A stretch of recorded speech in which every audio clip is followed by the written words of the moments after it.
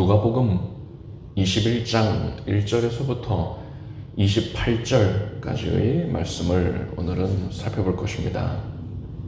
예수님께서 예루살렘에 일요일에 입성을 하셨습니다. 그리고 그 다음 날인 월요일에 예수께서는 성전에 가셔서 성전에서 장사하고 있는 자들을 쫓아내셨습니다. 그리고 화요일이 됐어요. 화요일에 예수께서 또다시 성전을 방문하셨는데 사두개인들이 그 전날에 예수께서 성전에서 장사치들을 쫓아내신 것을 인하여서 분노하였거든요. 자신들의 권위를 욕보였다는 거죠. 그래서 사두개인들이 예수님을 곤경에 빠뜨리기 위해서 예수님께 당신의 권위가 어디로서 온 것이요? 이렇게 묻습니다. 그리고 또 로마 황제에게 세를 바치는 것이 가하니까? 이렇게 묻습니다. 그리고 부활에 대해서 질문하기도 했습니다. 예수님께서는 이들의 이 악한 의도를 가진 그런 질문을 성령의 지혜로서 대처하셨습니다. 오늘은 이러한 지난주의 내용에 이어서 계속해서 화요일에 예수님께서 설교하신 내용을 살펴볼 것입니다. 1절에서부터 4절까지를 제가 읽어드리겠습니다. 예수께서 눈을 들어 부자들이 연보궤에 헌금 넣는 것을 보시고 또 어떤 가난한 과부의 2렙돈 넣는 것을 보시고 가라사대 내가 참으로 너희에게 말하노니 이 가난한 과부가 모든 사람보다 많이 넣었도다. 저들은 그 풍족한 중에서 헌금을 넣었거니와 이 과부는 그 구차한 중에서 자기의 있는 바 생활비 전부를 넣었느니라 하시니라. 아직 장소의 배경은 성전입니다. 예수님께서 성전에서 헌금하는 자들을 주의 깊게 살펴보셨습니다. 성전에 여러 뜰이 있어요. 제사장의 뜰이 있고 유대인의 뜰이 있고 여인의 뜰이 있고 이방인의 뜰이 있는데 이 여인의 뜰에 헌금함이 13개가 비치가 되어 있었습니다. 성전을 방문한 유대인 남자와 여자들은 이 여인의 뜰에 들어갈 수가 있죠. 이방인들은 못 들어가고 이 유대인들은 들어갈 수가 있는 겁니다. 이 여인의 뜰에 놓여 있는 이 헌금함에 가서 하나님께 헌금을 드렸던 것입니다. 예수님께서 부자들이 헌금을 하는 모습을 보셨는데 병행 구절이 되는 이 마가복음 12장에는 이렇게 나옵니다. 예수께서 연보궤를 대하여 앉으사 무리의 연보궤에 돈 넣는 것을 보실세 여러 부자는 많이 넣는데 라고 했습니다. 그런데 여러분 이 부자들이 많은 양을 헌금하는지 적은 금액을 헌금하는지 그걸 어떻게 알 수 있었던 것입니까?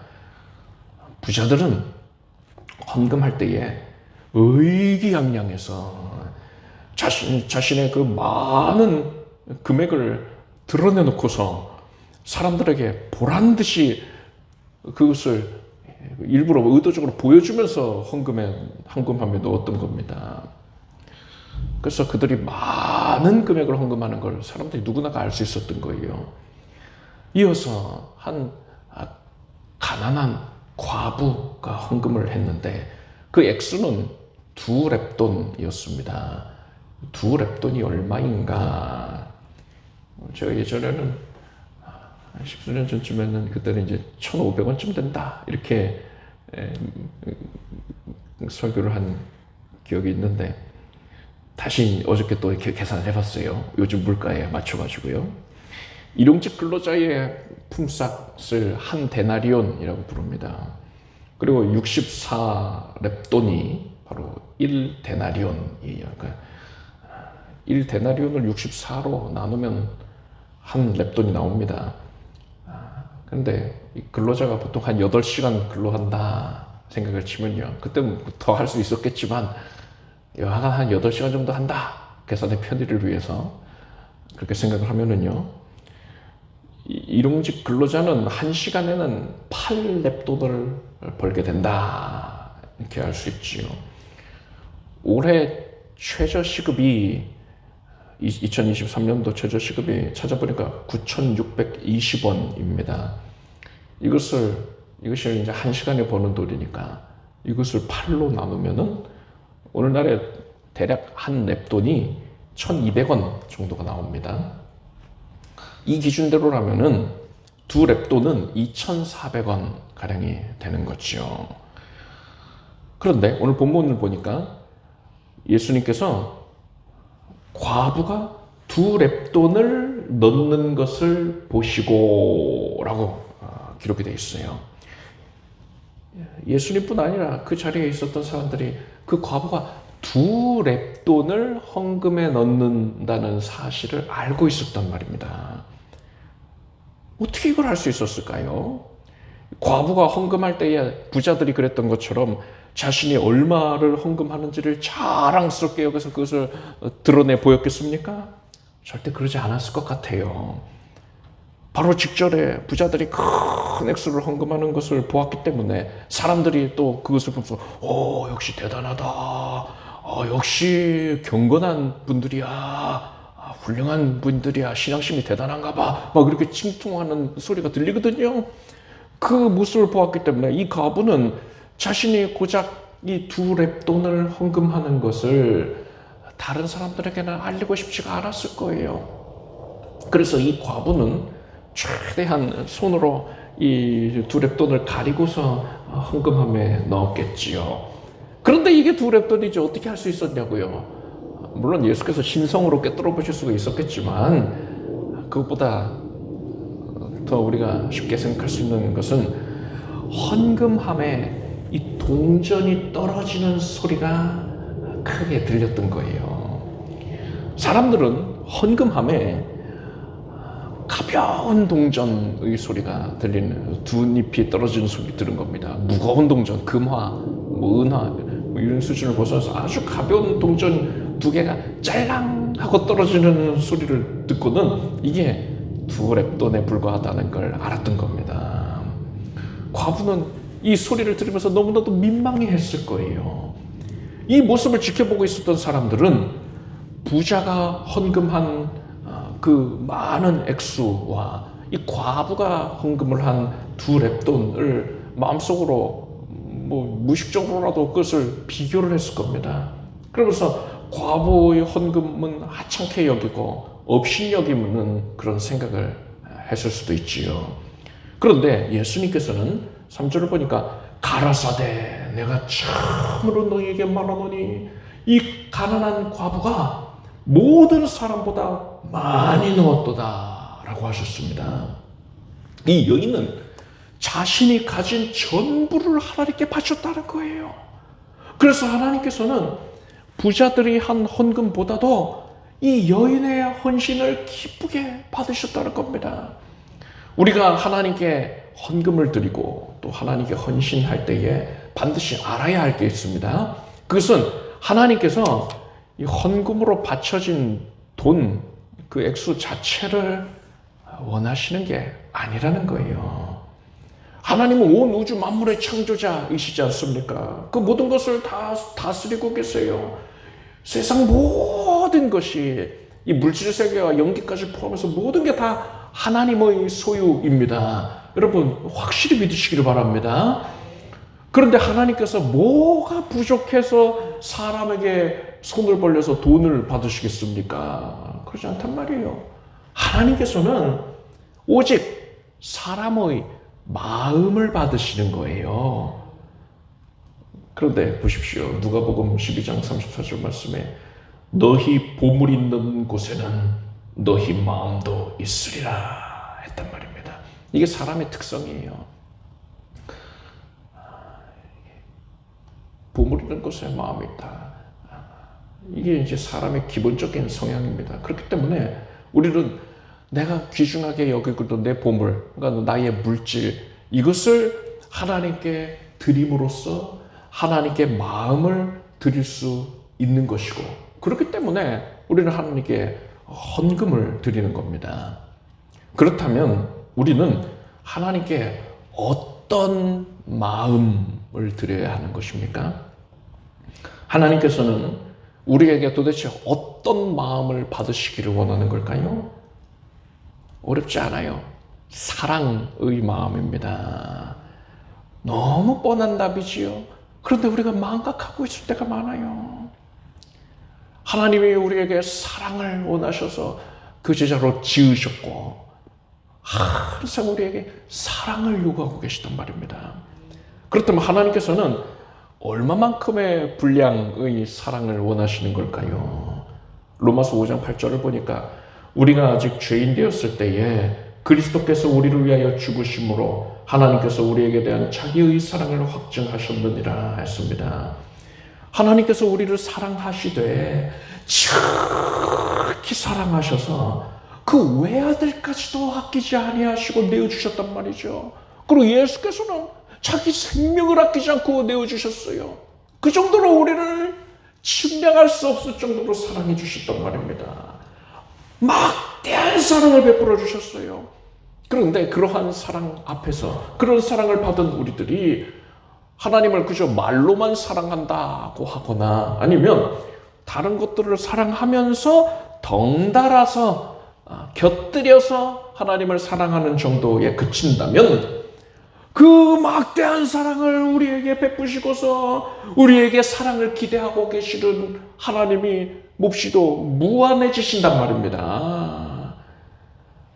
따라서 우리는 정녕 하나님께서로부터 막대한 사랑을 받았다는 것을 알았다면 우리는 하나님께만 온전히 전념하여서 하나님만을 지극히 사랑하기를 힘써야 하는 것입니다.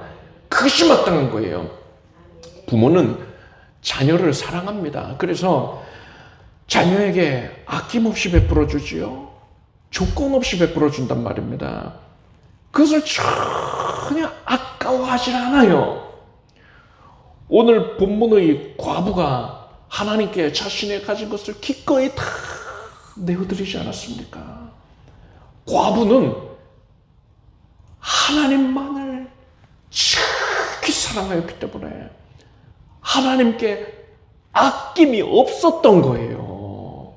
여기까지 들으면 너무 아까운데 이런 마음이 일절 없었던 겁니다. 그러니까 자신의 가진 전부를 다 작업하여서 작정해서 내어드렸던 겁니다.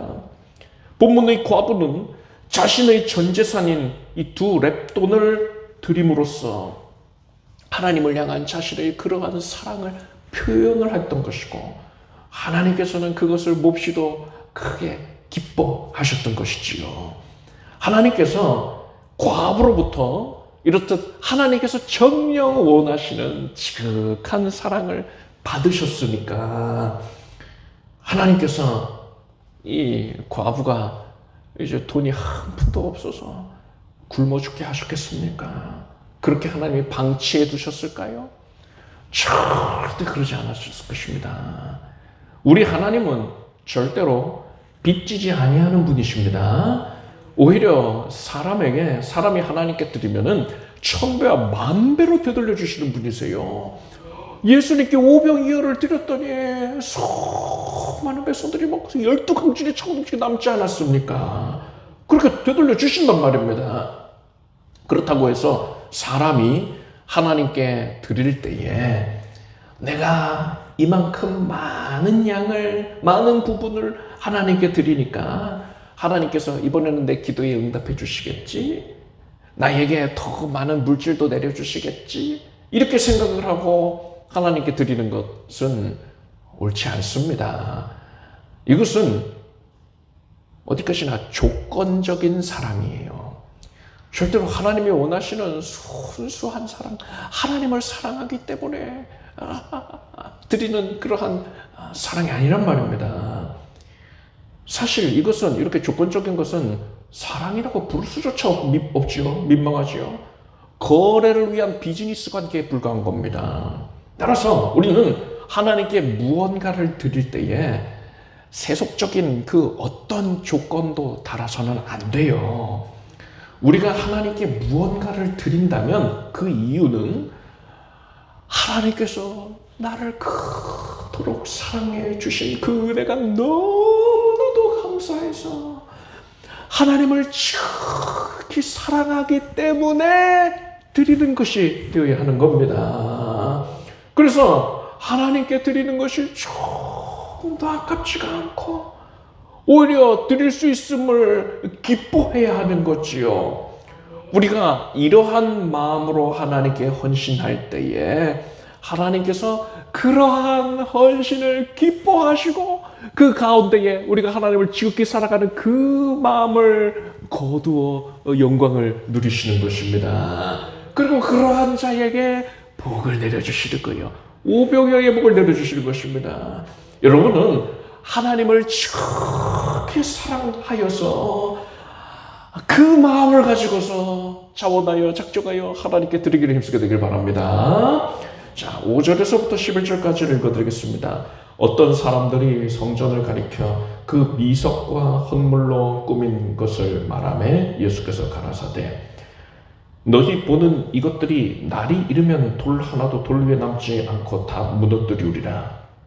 저희가 물어 가로되 선생님이여 그러면 어느 때에 이런 일이 있겠사오며 이런 일이 이루려 할 때에 무슨 징조가 있사오리까? 가라사대 미혹을 받지 않도록 주의하라. 많은 사람이 내 이름으로 와서 이르되 내가 그러라 하며 때가 가까웠다 하겠으나 저희를 쫓지 말라. 날려 소라 너희 소문을 들을 때에 두려워 말라. 이 일이 먼저 있어야 하되 끝은 곧 되지 아니하니라. 또 이르시되 민족이 민족을 나라가 나라를 대적하여 일어나겠고 처처에 큰 지진과 기근과 온역이 있겠고 또 무서운 일과 하늘로서 큰 징조들이 있으리라. 이것은 같은 날인 화요일에 예수님께서 감람산에서 하신 설교입니다. 그러니까 장소가 감람산으로 이제 이동이 된 겁니다. 감람산은 예루살렘의 동편에 있습니다. 조금 전까지 예수께서 있으셨던 이 예루살렘 성전은 어떻게 지어진 것이냐? 유대인들이 포로 생활을 마치고서 다시 예루살렘에 돌아와서 스룹바벨의 지도하에 이 성전을 건축한 것입니다. 이렇게 세워진 성전은 스룹바벨 성전이라고 부르는데 옛적에 솔로몬 왕이 건축한 성전에 비해서 매우 초라했어요. 왜소했단 말입니다. 돈이 없으니까 그럴 수밖에 없었던 거죠. 그래서 유대인들이 항상 아쉬워하고 있었어요. 옛적 성전은 크게 영화로웠다는데 오늘날에는 그러지 못하는구나. 이것이 우리 이스라엘의 현재 처지를 반영하고 있는 것이 아니냐 하면서 탄식했단 말입니다. 그러다가 이제 로마 시대가 되고 헤롯 대왕이 이스라엘을 다스리게 됐는데 이 헤롯 대왕이 유대인이 아니잖아요. 이둠의 출신이라면 그러니까 에돔 사람이란 말입니다. 이 자가 유대인들에게 환심을 얻기 위해서 이 왜소한 스룹바벨 성전을 크게 증축을 합니다. 예수님 당시에도 이러한 증축 공사가 계속 진행 중이었어요. 이때 당시에는 성전의 외형이 거의 다 완성된 시점이었다고 합니다. 이것은 이제 헤롯 성전이라고 부르는 것이죠. 헤롯 성전은 그 화려함과 그 웅장한 규모로 인해서 중동 지역 그 일대에 명성이 자자했다고 합니다. 그래서 유대인들은 이러한 성전을 크게 자랑스럽게 여기고 있었어요. 그런데 예수님께서는 이 성전에 대하여 뭐라고 말씀하신 겁니까? 날이 이르면 성전의 돌 하나도 돌 위에 남지 아니하고 무너지리라 하셨어요. 이 예언은 이렇게 성취가 됐습니다. 주 70년에 로마의 디도 장군에 의해서 예루살렘이 포위당해 공격받아서 멸망했는데 이때 로마 군병들이 투석기로 돌덩이를 날렸습니다. 그래서 성벽이 무너지고 성전의 벽도 무너진 거예요. 그리고 로마 군병들은 막 불화살을 쏘아대가지고 성 안에가 다 불바다가 됩니다. 헤롯 성전을 어떻게 만든 것이냐면 원래 있던 벽면에다가 그 영화로움을 더하기 위해서 황금을 입혔습니다. 황금을 뭐 얇게 그냥 살짝 도금한 정도가 아니라 옛적에는요 황금 판을 두드려 만들어 가지고서 그것을 덧대었거든요. 근데 이 황금을 제법 두껍게 했다고 합니다. 그러니까 황금으로 치장이 된 성전이었던 거예요. 그런데 돌이 막 날라가지고 성전을 때려 부수고 성전의 벽이 무너져 내리지 않았습니까? 그리고 사방 전역에 불이 일었다고 하지 않았습니까? 그래서 그 황금이 겉을 입혀놓던 황금이 불에 녹아내려가지고 무너진 그 돌과 돌 사이에 스며들어간 거예요. 그러니까 로마 군병들이 이 황금을 얻겠다고 돌을 다 성전에 무너진 돌을 다 일일이 뒤집어 엎었습니다. 그래서 예수님이 말씀하신 대로 돌 하나도 돌 위에 남지 아니하고 이 성전이 완전히 무너져 버린 거예요. 일반적으로 무너지면은 그냥 돌 하나라도 적어도 돌 위에 남아있지 않겠어요? 근데 황금 찾겠다고 로마 군병들이 다 뒤집어 엎었기 때문에 돌이 하나도 돌 위에 남지 않고 무너지게 된 것입니다. 이렇게 이 말씀이 그대로 성취가 된 거예요. 이때 로마 군병들이 예루살렘에 있는 수많은 유대인들을 학살을 했습니다. 이 사건은 누가 보아도 하나님께서 내리신 재앙인 것이 확실했습니다. 하나님께서 왜 유대인들에게 이렇듯 무서운 심판의 재앙을 내리신 것입니까? 그것은 이 유대인들이 하나님을 떠나서 메시아를 배척했고 결국 메시아이신 예수 그리스도를 죽였기 때문에 그런 거예요. 그래서 그들은 멸망 심판을 받은 겁니다. 이렇듯 하나님을 대적한 유대인들에게 하나님께서 멸망 심판을 내리신 이 사건은 장차 하나님께서 하나님을 대적하는 세상을 심판하시는 최후의 심판을 예표한다라고 볼 수가 있습니다. 제자들은 예수님의 이러한 예언의 말씀을 듣고는 크게 두려워했습니다. 그래서 예수님께 이 일이 있기 전에 어떤 징조가 있겠습니까? 라고 여쭈었어요. 이에 대해 예수께서는 말세에 있을 여러 징조들에 대하여서 말씀을 해 주셨습니다. 예수께서 이때 하신 말씀 여러 징조들 각각에 대해서는 그동안 수요 설교 시간에 여러 차례 다뤘고 또 주일에도 자세하게 다룬 바가 있습니다. 그래서 오늘은 그러한 내용들을 살펴보질 않을 것이고 특별히 미혹의 징조에 대해서 그리고 또 핍박의 징조에 대해서 살펴볼 것입니다. 우선 미혹에 대해서 살펴보자면 예수님께서는 최후의 심판이 있기 전에 미혹하는 자들이 나와서 그들이 내가 메시아다 하면서 이 자칭 예수라고 하면서 많은 사람들을 미혹할 것이다 라고 하셨습니다. 여러분, 이단의 교주들은 대개 자신을 재림 예수라고 부르곤 합니다. 보혜사 성령이다 이렇게 칭하는 경우도 있는데 많은 경우에 재림 예수라고 말을 합니다. 오늘날에도 그런 자들이 많이 있어요. 우리나라만 하더라도 수백 명이 있습니다. 그런데 여러분, 이건 약과예요. 예수님이 재림하시기 일보 직전의 시점에는 자칭 메시아라고 주장하는 자들이 이루 셀 수 없을 정도로 많이 등장하게 될 겁니다. 어떻게 그렇게 많아지게 될까요? 오늘날의 인터넷을 통해서 그리고 유튜브 또 SNS를 통해서 세계 각 지역의 소식이 순식간에 전 세계 사람들에게 전파되고 있지 않습니까?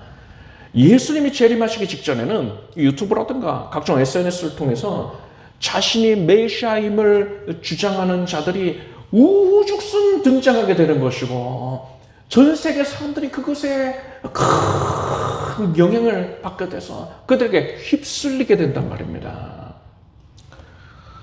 7년 환란의 때에 적그리스도와 거짓 선지자가 등장을 할 것입니다. 이 적그리스도는 전 세계를 다스리는 정치 지도자이고 거짓 선지자는 종교연합체의 수장입니다. 그러니까 종교 지도자예요. 그런데 이 적그리스도, 이 정치 지도자가 등장하는 장면을 보면 계시록 6장 2절을 보니까 내가 이에 보니 흰 말이 있는데 그 탄 자가 활을 가졌고 면류관을 받고 나가서 이기고 또 이기려고 하더라 라고 했어요. 이것은 예수님을 흉내내는 겁니다. 적그리스도는 사람들이 자신을 메시아로 여기게끔 할 거예요.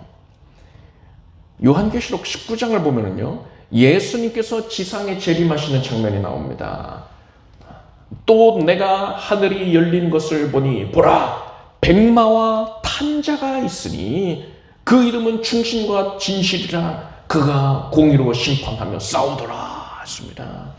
이게 바로 예수님의 모습이에요. 그리고 2절 말씀 보니까 그 입에서 이한 검이 나오니 그것으로 만국을 치겠고 친히 저희를 철장으로 다스리며 또 친히 하나님 곧 전능하신 맹렬한 진노의 포도주 틀을 밟겠고 라고 했습니다. 예수님께서 재림하실 때에, 이 땅이니까 지상에 재림하실 때에 백마를 타고 내려오시고 입에서 나온 날카로운 말씀의 검을 가지고서 싸우신다는 겁니다. 그런데 앞에서 적그리스도가 뭐라고 했습니까? 적그리스도도 백마를 타고 있어요. 그것은 동일하죠. 그런데 적그리스도는 말씀의 검 대신에 활을 들고서 싸우려고 하죠. 그리고 예수님은 내가 세상을 이기었노라 하셨습니다. 예수님은 이미 이긴 자이신 거예요. 그런데 적그리스도는 어떻습니까? 이기고 또 이기려고 애쓰는 자인 거예요. 이기기 위해 애쓰는 자인 것이지 이긴 자가 아닌 것입니다. 이렇게 적그리스도가 예수님을 흉내를 내는데 성경을 보면 차이점이 분명해요. 성경을 가지고 판단을 하면 메시아가 아닌 게 너무나 명백하지 않습니까? 그런데 성경을 제대로 알지 못하는 이들은 적그리스도를 메시아로 여기게 된단 말입니다. 그리고 거짓 선지자도 이것과 유사한 전략을 사용할 겁니다. 계시록 13장을 보면 거짓 선지자에 대한 묘사가 나오는데 내가 봄에 또 다른 짐승이 땅에서 올라오니 새끼양같이 두 뿔이 있고 용처럼 말하더라 하고 있어요.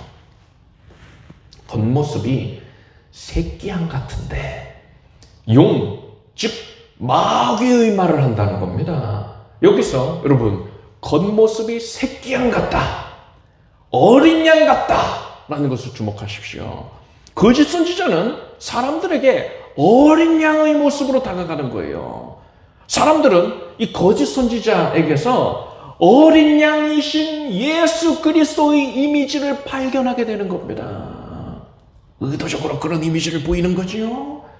그래서 사람들은 그가 분명 마귀의 말을 하고 있는데도 불구하고 그를 선하다, 인자하다, 사랑이 많은 자다 라고 여기게 된다는 거예요. 종교연합체의 수장이 전 세계 사람들에게 그런 이미지로 인식된다는 겁니다.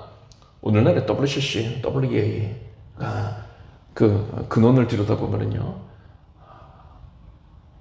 누가 거기에서 핵심적인 역할을 하고 있느냐? 가톨릭이에요. 가톨릭을 중심으로 해서 전 세계 종교들이 한데 모이고 있습니다. 그리고 이 세상의 사람들은 뭐 가톨릭 신자들뿐 아니라 일반적인 세상 사람들, 그들이 이 가톨릭의 수장인 교황에 대해서 어떤 인식을 갖고 있습니까?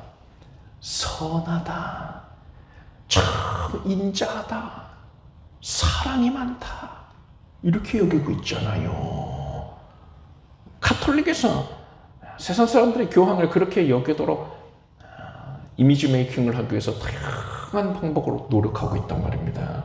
여러분, 이렇듯 마지막 때에는요, 적그리스도나 거짓 선지자를 비롯해서 자칭 메시아라고 주장하는 자들, 그리고 예수님의 이미지로 자신을 포장하는 자들이 대단히 많아지게 될 겁니다. 그로 인해서 성도들을 포함해서 세상 사람들의 수많은 이들이, 그들이 그러한 자칭 메시아들에 의하여서 휩쓸려서 실족을 하게 되는 것입니다. 그들이 이렇게 휩쓸리게 되는 이유가 뭐라고요? 성경을 몰라서 그래요. 성경 말씀을 제대로 알지 못해서 그러는 겁니다. 계시록 말씀 1장 7절을 보니까 볼지어다 구름을 타고 오시리라. 각이 너희 눈이 그를 보겠고 그를 찌른 자들도 볼 터이요 땅에 있는 모든 족속이 그를 인하여 애곡하리니 그러하리라. 아멘이라고 했습니다. 예수님께서 재림하실 때에는요, 여러분, 초림과 달라요. 초림하셨을 때에는 세례 요한이 먼저 증거를 해야만 했지요. 이분이 메시아이십니다 하고 사람들이 안 믿으니까 예수님께서 기적을 보이시고 내가 메시아다 이렇게 알려주셔야 했잖아요. 그런데도 사람들이 인정하지 않은 것 아닙니까? 그런데 재림은 달라요. 예수님이 재림하실 때에는 모든 사람들이 예수님을 심판의 주로 인정할 수밖에 없는 겁니다. 예수님께서 심판주로서 임재하시기 때문에 그 앞에 사람들이 벌벌벌 떨면서 예수님을 메시아로 인정할 수밖에 없는 거예요. 예수님께서 내가 메시아였어 이렇게 표현하실 필요가 없는 것입니다. 그래서 여러분, 내가 메시아다, 내가 재림 예수다 이런 식으로 주장하는 자들, 예수님 흉내내는 자들, 이들 모두 다 이단인 것입니다. 확실히 이단인 거예요. 여러분은 성경 말씀으로 단단히 무장하기를 바랍니다. 그래서 이 마지막 때에 마귀가 미혹하는 이러한 악한 시류에 절대로 휩쓸리지 말고 여러분은 오직 말씀으로 여러분의 신앙의 무게 중심을 바로잡기를 바랍니다. 그래야지 여러분 주위에 여러분이 사랑하는 이들, 다른 성도들, 가족들, 그들을 붙잡을 수가 있는 거예요. 여러분이 먼저 말씀 위에 굳건히 세움 받으십시오. 그리고 여러분은 여러분이 사랑하는 이들을 말씀으로 굳게 붙들어 주기를 바랍니다. 그들이 요동치 아니하게 하기를 바랍니다. 12절에서부터 28절까지를 읽어드리겠습니다. 이 모든 일 전에 내 이름을 인하여 너에게 손을 대어 핍박하며 회당과 옥에 넘겨주며 임금들과 관장들 앞에 끌어가려니와 이 일이 도리어 너희에게 증거가 되리라. 그러므로 너희는 변명할 것을 미리 연구치 않기로 결심하라. 내가 너희 모든 대적이 능히 대항하거나 변박할 수 없는 구제와 지혜를 너희에게 주리라. 심지어 부모와 형제와 친척과 벗이 너희를 넘겨주어 너희 중에 몇을 죽이게 하겠고 또 너희가 내 이름을 인하여 모든 사람에게 미움을 받을 것이나 너희 머리털 하나도 상치 아니하리라. 너희의 인내로 너희 영혼을 얻으리라. 너희가 예루살렘의 군대들에게 에워싸이는 것을 보거든 그 멸망이 가까운 줄을 알라. 그때 유대에 있는 자들은 산으로 도망할지며 성내에 있는 자들은 나갈지며 촌에 있는 자들은 그리로 들어가지 말지어다. 이 날들은 기록된 모든 것을 이루는 형벌의 날이니라. 그 날에는 아이벤 자들과 젖먹이는 자들에게 화가 있으리니 이는 땅에 큰 혼란과 이 백성에게 진노가 있겠음이로다. 저희가 칼날의 죽임을 당하며 모든 이방에 사로잡혀 가겠고 예루살렘은 이방인의 때가 차기까지 이방인들에게 밟히리라. 1월 성신에는 징조가 있겠고 땅에 사는 민족들이 바다와 파도의 우는 소리를 인하여 혼란한 중에 곤고하리라. 사람들이 세상에 임할 일을 생각하고 무서워함으로 기절하리니 이는 하늘의 권능들이 흔들리겠습니다. 그때에 사람들이 인자가 구름을 타고 능력과 큰 영광으로 오는 것을 보리라. 이런 일이 되기를 시작하거든 일어나 머리를 들라. 너희 구속이 가까웠느니라 하시더라. 이어서 예수께서 마지막 때의 징조들을 더 여러 가지들을 말씀을 해주십니다. 우리가 이미 많이 들어왔던 징조들이지요. 앞서 말씀드린 것처럼 그런 것에 대해서 오늘은 살펴보지는 않을 것입니다. 예수께서는 방금 말씀에서 특별히 성도가 핍박받는 것에 대해서 굉장히 자세하게 말씀해 주셨습니다. 성도가 마지막 때에 세상으로부터 당하게 되는 그런 핍박은, 그 고통은 흡사 주 70년에 예루살렘이 로마 군병들에게 에워싸여서 멸망당할 때에 겪었던 그런 고통처럼 극히 견디기 힘들 정도로 극심한 고통이 될 것입니다. 그런데 예수님께서는 이토록 큰 고통과 핍박을 겪게 될 마지막 때의 성도들에게, 그러니까 오늘날의 우리들이라고 할 수 있지요. 28절의 말씀을 보니까요, 바로 우리들에게 지금 이런 말씀을 하시는 거예요. 이런 일이 되기를 시작하거든 일어나 머리를 들라. 너희 구속이 가까웠느니라 하셨어요. 머리를 들어라. 구원의 날이 가까웠다 라는 거예요. 일어나서 머리를 들라는 것은 바닥을 쳐다보고 땅을 쳐다보지 말아라. 눈을 들어서 앞으로 일어날 일들을 바라봐라 이겁니다. 즉 큰 핍박을 당할 때에 예수님의 재림이 임박했다는 사실을 깨닫고서 소망을 가지고 용기를 내라는 거예요. 믿음으로 담대하라는 겁니다. 이제 이 마지막 때에는 방금 읽은 본문의 내용들처럼 다양한 무서운 징조들이 있을 거예요. 나라를 민족을 대적하여 일어납니다. 난리와 소문이 그치질 않아요. 자연재해가 심각한 자연재해가 최근에도 큰 지진이 또 나지 않았습니까? 그럼 온갖 무서운 징조들이 일어날 거예요. 그뿐입니까?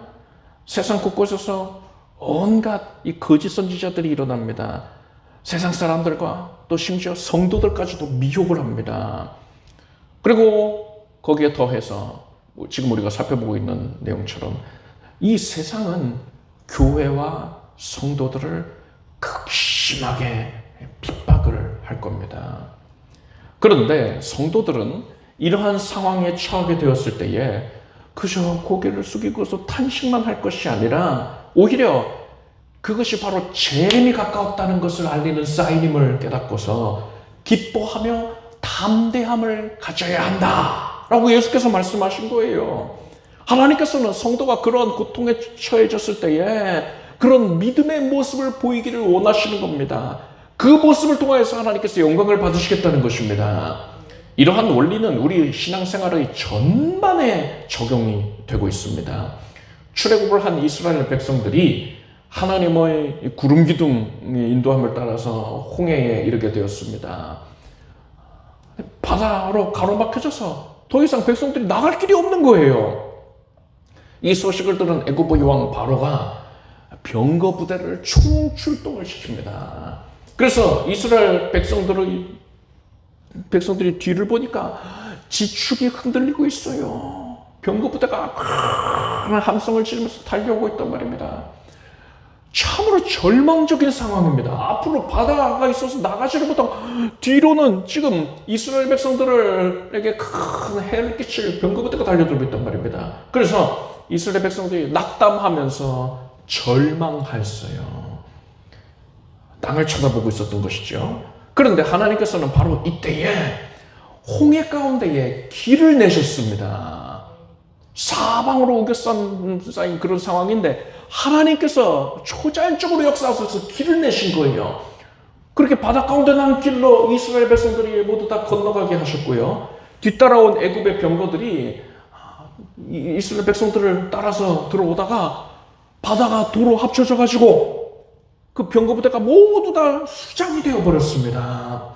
하나님께서 왜 이토록 드라마틱하게 역사하신 걸까요?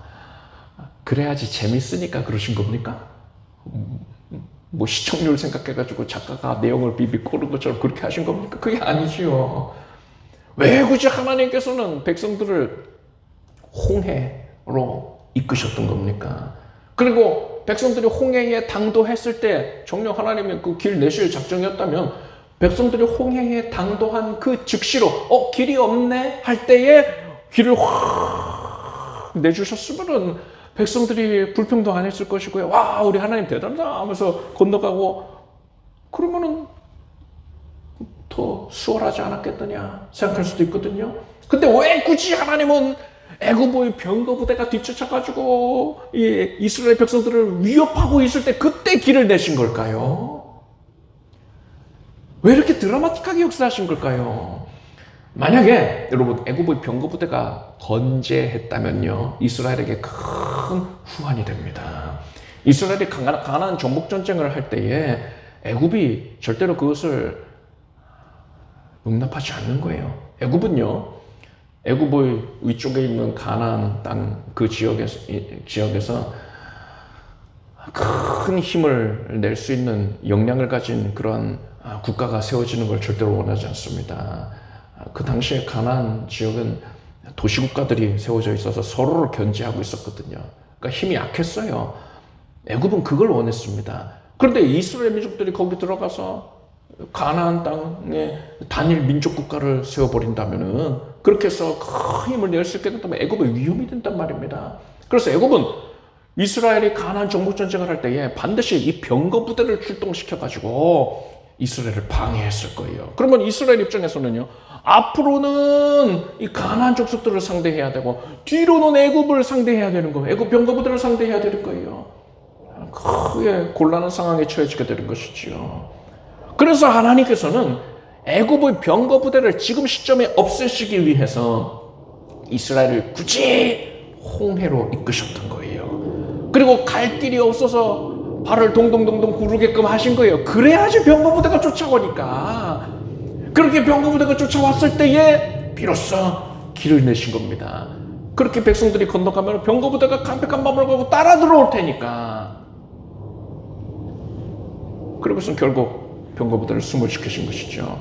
그런데 이스라엘 백성들은 그런 하나님의 섭리를 알지 못했으니까는 낙담해서 원망하고 좌절했던 것입니다. 땅을 쳐다봤던 거예요. 여러분, 해가 떠오르기 직전에가 가장 어둡다라는 말이 있어요. 이것을 여러분은 분명히 마음에 새기시길 바랍니다.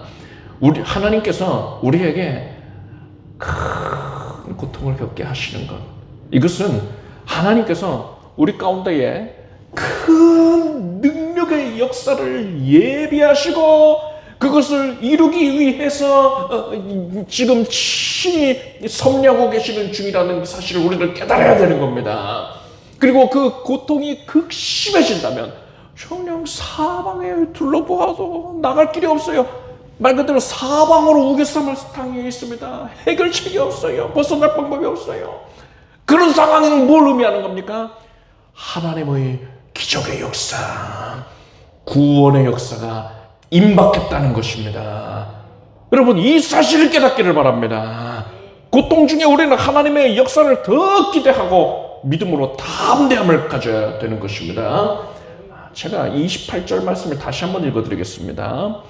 이런 일이 되기를 시작하거든 일어나 머리를 들라 너희 구속이 가까웠느니라 하시더라. 여러분, 하나님의 구원의 역사를 기대하십시오. 그래서 어려운 일을 당할 때에, 곤란한 상황 가운데 있을 때에 더욱 믿음으로 담대히 하길 바랍니다. 하나님이 기뻐하시고 우리의 믿음의 수치를 당치 않게 해주실 것입니다. 기도하겠습니다. 하나님 감사합니다. 하나님의 진리의 말씀을 받아들입니다. 그 말씀이 나를 살립니다. 그 말씀을 통해 나의 심령이 시원케 되었습니다. 하나님을 사랑하여서 드리기를 힘쓰게 하여 주시옵소서. 우리는 성경 말씀으로 우리의 신앙의 무게중심을 바로하여서 흔들리지 않고 미혹되지 않게 하여 주시옵소서. 세상의 악한 시류에 말세의 시류에 휩쓸리지 않게 해 주시옵소서. 또한 짙은 어둠 가운데에 처해 있을 때에 이제 정녕 하나님의 은혜의 해의 광채가 가까웠다는 것을 깨닫고 구원의 때가 가까웠다는 것을 깨닫고 큰 기적을 체험하게 될 것을 확신하고 믿음으로 담력을 얻게 하여 주시옵소서. 예수님의 이름으로 기도드립니다. 아멘. 모두 자리에서 일어나시기 바랍니다. 가슴에 손을 얹으십시오. 또 아픈 곳에 손을 얹으시고요. 또 간절한 소원을 품고서 믿음으로 주님을 바라보며 기도하겠습니다. 하나님, 우리가 연약한 상황 가운데에서도 어두운 상황 가운데 짙은 어둠이 깔린 상황에서 주님을 바라보게 해주셔서 감사합니다. 주님의 사랑을 신뢰합니다. 하나님께서 나를 얼마나 아끼시는지, 독생자 외아들을 아끼셨고 되어주신 그것을 생각할 때에 주님의 사랑이라는 확신을 갖습니다. 주님을 더 사랑하고자 합니다. 마음을 다하여서 뜻과 정성을 다하여서 오직 주 예수 그리스도를 생명 다해 사랑하게 해주시옵소서. 그 사랑을, 지극한 사랑을 우리가 우리의 삶을 통하여 표현해 드리게 해주시고 헌신으로 통하여 병케 하소서. 하나님께 드립니다. 나의 전생애를 드립니다. 하나님이 받아주시고 하나님께서 은혜의 손길로 축사하셔서 오병이어의 은총이 따르게 해주시옵소서. 우리는 연약하지만 우리가 드린 것이 정령 볼품이 없지만 하나님께서 손 얹으시고 축사하시면 놀라운 기적이 이루어집니다. 우리의 헌신을 통하여서 하나님 나라가 확정이 될 것입니다. 하나님께서 크게 영광 받으실 것입니다. 수많은 이들이 영혼 구원을 얻게 될 것입니다. 이 일을 위하여 사용하여 주시옵소서. 주님께서 손을 얹으셨으니 지금 마음속 깊은 곳의 상처들이, 연약의 어두움의 흔적들이 다 사라질지어다. 이미 그리 되었습니다. 우리의 연약한 육신은 깨끗이 고침을 받을지어다. 하나님께서 암세포를 제하셨습니다. 염증을 제하셨습니다. 혹과 중양 결석을 제하셨습니다. 만성적인 통증까지도 제하셨습니다. 뼈 마디마디가 관절이 골수가 온전하여지겠습니다. 하나님께서 개혁케 하셨으니 그 은혜로 말미암아서 내가 생명을 넘치게 공급받았습니다. 모든 수치들은 정상이 되었습니다. 하나님께서 이루신 것이니 하나님의 영광 받아 주시옵소서. 우리 온 가족들이 교육케 하여 주시옵소서. 우리 온 성도들이 강건해져서 주를 섬기는 데 어림없게 해주시옵소서. 하나님의 자녀들의 삶을 책임져 주시니 감사드립니다. 하나님께서 정녕 가장 선한 길로 이끌고 계시다는 것을 압니다. 동서사방을 둘러보았을 때에 오겹삼을 당하였고 해결책이 보이지 않는 상황 가운데에서 이제는 고개를 들어 하늘을 보겠습니다. 우러러 주님의 보좌를 바라보겠습니다. 주님께 해결책이 있습니다. 무궁무진한 해결책이 있습니다. 나에게는 방법이 없으나 하나님께 있습니다.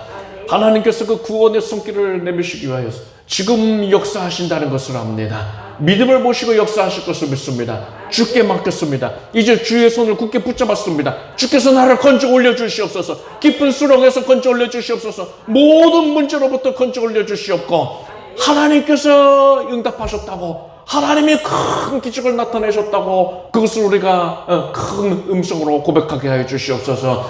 하나님의 살아계심을 증거하고 열렬히 증거하고 하나님의 위대하심을 노래하게 하여 주시옵소서. 그로 인하여서 이것이 간증의 제목이 되어 수많은 이들을 주께로 이끌 수 있게 도와주시옵소서. 각 가정의 필요로 하고 있는 것들 다 응답될지어다. 영혼 구원이 온 가족들에게 임하게 될 것이고 물질의 복이 있을 것이고 하나님께서 취업의 문제를 허락해 주시고 지력의 문제를 허락해 주시고 믿음의 배필을 만나게 해주시고 믿음의 교제자 깊이 있는 영적인 교제를 누리게 될 것이며 또한 믿음의 가정을 일구게 하여 주시옵소서. 온 가족들이, 우리 자녀들이 믿음에 위해 굳건히 서게 하여 주시옵소서.